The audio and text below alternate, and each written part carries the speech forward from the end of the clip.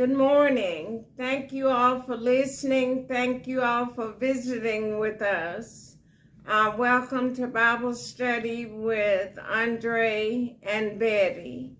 We're continuing our studies from the Gospel according to Mark in this lesson. I just finished teaching from the 8th chapter of Matthew, and this chapter 5 of Mark is going to be the recording of the same episode that we talked about in Matthew, but with more details in Mark than in Matthew.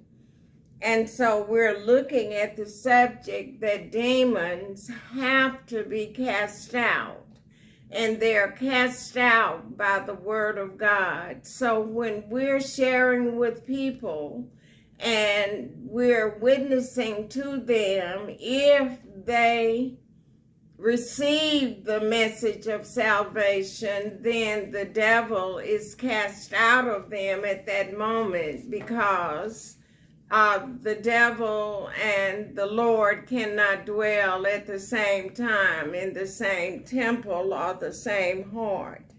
And so we're looking at the man of Gadara and the legion of devils in this chapter 5. And so we read in Mark chapter 5, verse 1. And they came over unto the other side of the sea, in the country of the Gadarenes. And in Matthew it's Gergesenes, but it's the same place. Verse 2. And when he was come out of the ship, immediately there met him out of the tombs a man with an unclean spirit. This was the 2 in Matthew. Met him out of the tombs a man with an unclean spirit. Verse 3. Who had his dwelling among the tombs, and no man could bind him, no, not with chains, with shackles. Verse 4. Because that he had been often bound with fetters and chains, and the chains had been plucked asunder by him, and the fetters broken in pieces, neither could any man tame him, that is the man of Gadara. Verse 5. And always night and day he was in the mountains and in the tombs, crying and cutting himself with stones. Verse 6. But when he saw Jesus afar off, he ran and worshiped him. This he in this verse is the devil. It is not the man possessed with the devil. So when it says, but when Satan, you could read it as, but when Satan saw Jesus afar off, he ran and worshiped him and cried with a loud voice and said, What have I to do with thee, Jesus, thou Son of the Most High God? I beg thee, or I adjure thee by God, that thou torment me not. Verse 8 explains, For he said unto him, Jesus had said unto him, Come out of the man, thou unclean spirit. So Jesus is talking to the legion of devils. Verse 9, and he asked him, Jesus asked him, What is thy name? And he answered, saying, My name is Legion, for we are many. So the name Legion means there are myriads of demons, or devils. Verse 10, and he besought him much that he would not send them away out of the country.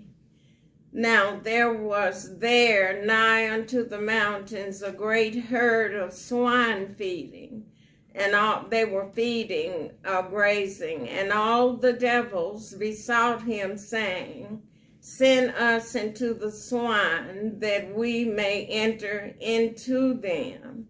So since the Jesus temptation in the wilderness, when Satan was challenging him to act out of the will of God, since Jesus defeated him there, whenever devils come in contact with Jesus, they recognize him to be the Son of God. So they say, send us into the swine that we may enter into them. And forthwith or immediately Jesus gave them leave. And the unclean spirits went out and entered into the swine. And the herd ran violently down a steep place into the sea. Parenthesis, they were about 2,000 swine and were choked in the sea. So cast out of this man for good. Verse 14. And they that fed the swine fled and told it in the city and in the country. And they, the people, went out to see what it was that was done. Verse 15. And they come to Jesus and see him that was possessed with the devil and had the legion, sitting and clothed and in his right mind. And they were afraid. The people were afraid, but they saw the man that was possessed with the devil sitting and clothed and in his right mind, and they were afraid. Verse 16. And they that saw it told them how it befell to him that was possessed with the devil, and also concerning the swine. And they began to pray him or urge him to depart out of their coast. And verse 18, and when he was coming to the ship, he that had been possessed with the devil prayed him, asked him that he might be with him. The man wanted to be with Jesus. Howbeit, in verse 19, Jesus suffered him not, but saith unto him, Go home to thy friends and tell them how great things the Lord had done for thee, and had compassion on thee. And he departed and began to publish in Decapolis how great things Jesus had done for him, and all men did marvel. And again, in Luke chapter 8, verse 37 through 40, you'll see that Jesus returned to the people and they received him gladly. Verse 21. Now, this is another instance where Jesus is casting out devils and the works of the devil. Verse 21, and when Jesus was passed over again by ship unto the other side, much people gathered unto him, and he was nigh unto the sea. Verse 22, and behold, there cometh one of the rulers of the synagogue, Jairus by name, and when he saw Jesus, he fell at his feet. Verse 23, and besought him greatly, saying, My little daughter lieth at the point of death. I pray thee, come and lay thy hands on her, that she may be healed, and she shall live. Verse 24, and Jesus went with him, and much people followed him and thronged him or mobbed around him. Verse 25. And a certain woman which had an issue of blood 12 years, and had suffered many things of many physicians, and had spent all that she had, and was nothing bettered, but rather grew worse. Verse 27, when she had heard of Jesus, came in the press behind, or in the crowd behind, and touched his garment. Now he's on his way to Jairus' house to heal his little girl, but in the meantime, this woman with an issue of blood pressed in the crowd to see him, because the bleeding of a woman outside the time of her menstrual cycle, all that time she was unclean. So why she was in the crowd is because she had suffered this issue of blood for 12 years and she wanted to be healed. Verse 28. For she said, if I may touch but his clothes, I shall be whole. That means body, soul, and spirit. 29. And straightway the fountain of her blood was dried up, and she felt in her body that she was healed of that plague. And verse 30, and Jesus, immediately knowing in himself that virtue or power had gone out of him, turned him about in the crowd and said, who touched my clothes? Verse 31. And his disciples said unto him, thou seest the multitude thronging thee, and sayest thou, who touched me? But he looked round about to see her that had done this thing. So he felt the healing power of himself issuing to the woman and healing her. And so Jesus wanted to know, although he knew from being the God in the flesh, he wanted recorded for our sake that he said in his humanity, who touched me? And he looked round about to see her that had done this thing. Verse 33, but the woman, fearing and trembling, knowing what was done in her, came and fell down before him and told him all the truth.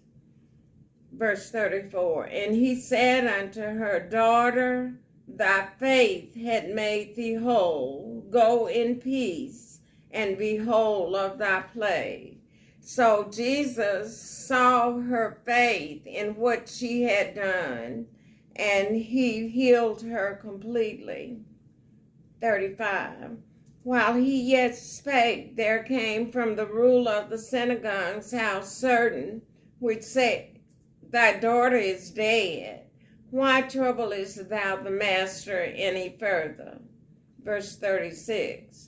As soon as Jesus heard the word that was spoken, he said unto the ruler of the synagogue, be not afraid, only believe. And so he, in his being on his way to the ruler's house, in the meantime his servants came and told him that the daughter had already died. But in that she had died, Jesus told the mother and father to be not afraid, only believe. Verse 37. And he suffered or allowed no man to follow him except Peter and James and John, the brother of James. Verse 38. And he coming to the house of the ruler of the synagogue and seeth the tumult and them that wept and wailed greatly. The tumult is the commotion of these people weeping and wailing. 39. And when he was come in, he saith unto them, why make ye this ado, and weep? The damsel is not dead, but sleepeth. So the damsel is the young girl. Verse 40. And they laughed him to scorn. The people laughed at him because he said she was not dead, but sleepeth. But when he had put them all out, he taketh the father and the mother of the damsel, and them that were with him, and entered in where the damsel was lying, or laying in the bed. Verse 41. And he took the damsel, or the young woman, by the hand, or the young girl by the hand, and said unto her, Talitha cumi, which is, being interpreted, damsel, I say unto thee, rise. Whenever Jesus used the Hebrew language in his earthly ministry, he always interpreted what he said immediately, as when he's saying here, Talitha cumi, he interprets it saying, what I'm saying is, damsel, I say unto thee, arise. Verse 42, and straightway the damsel arose and walked, for she was of the age of 12 years, and they were astonished with a great astonishment. Verse 43, and he charged them straitly or sternly that no man should know it, and commanded that something should be given her to eat. So she was healed completely, and Peter, James, and John, and the mother and father were the only ones in the room, because the others were doubters. And Jesus told them, the 5 people, not to tell what he had done. And again, it's because his work of redemption had not been completed, and they would not have the completed message to share with others. And so in Jesus's earthly ministry, he prepared the apostles and other believers to be witnesses of him. And we have to have the complete story before we can give testimony. So thank you all for listening. We'll be back again next week, and thank you for your words of comfort and encouragement. You can view my lessons on YouTube and on Facebook. It says one of my nieces helped me to understand how to say the message on YouTube in a simple way. She said, if you type in Betty Thomas Bible Study, you'll get me, rather than the other lady that's named Betty. So thank you all, and thank you for subscribing and liking the videos, and I'm hoping you'll be sharing them with your friends and family. So you all have a great day and a great week. We love you all, and have a great week. Bye.